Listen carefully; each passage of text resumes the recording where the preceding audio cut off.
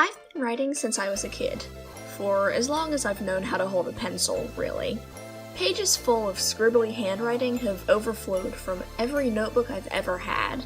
Entire pages dedicated to character ideas or chapter plans. It seemed like I didn't go a day without writing, but for some reason, I never thought about the possibility of self-publishing online until I saw other people doing it.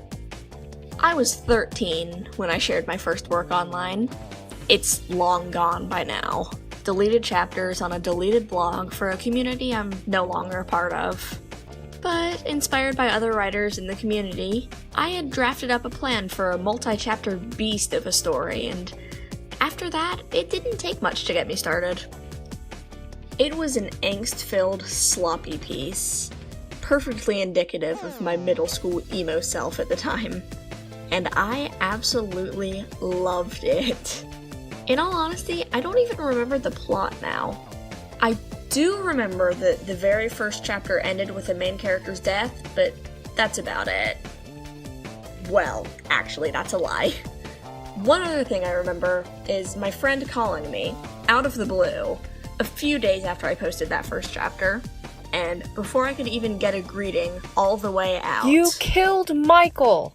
It took me a moment, but yeah, Christina, I know I killed Michael. I wrote it, you know. Yep, that happened.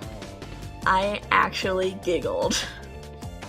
Now, I would like to make it known that I had not lost my marbles. In fact, as a writer that writes awful things, this is still a pretty standard reaction. It's a completely unidentifiable feeling, really, and it's impossible to describe if you don't write. It's just the knowledge that you caused this, the feeling that you poured your heart and soul into a piece, and now it's worth it, because you made someone feel something. It's absolutely thrilling. I knew from that phone call onwards that I would never tire of others reacting to my work.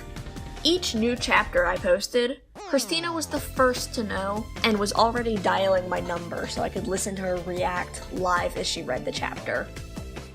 I loved it. I loved the feedback, the misery. It was the best part of writing that piece. It never got finished. I only made it maybe 8 chapters in before I went back and reread the beginning of the story and immediately decided it was terrible. I deleted every chapter on a whim. Christina yelled at me then, too. I didn't really know what to do with her. She wanted more chapters. She wanted closure. How could I just toss a story out like it was garbage? To tell you the truth, I could do that very easily. It was garbage. Still, I promised that it wouldn't be the end of Michael, but I wasn't able to keep that promise. I wasn't lying when I told Christina that the story would come back. I had every intention of rewriting and reposting as soon as possible. I just never did. I honestly can't give you a good reason why. It just didn't happen. Even though I never finished it, that work is still a big part of why I write today. Without it, and without Christina's encouragement, I honestly don't know what I'd be doing with my time. I'm a writer, through and through, so it's bizarre to think that I was so close to never even sharing my work. I can't imagine my life now without constantly updating my stories, getting comments and feedback. Anything and everything in this world is a story waiting to be written. I'm just glad to be one of the lucky ones that can see that.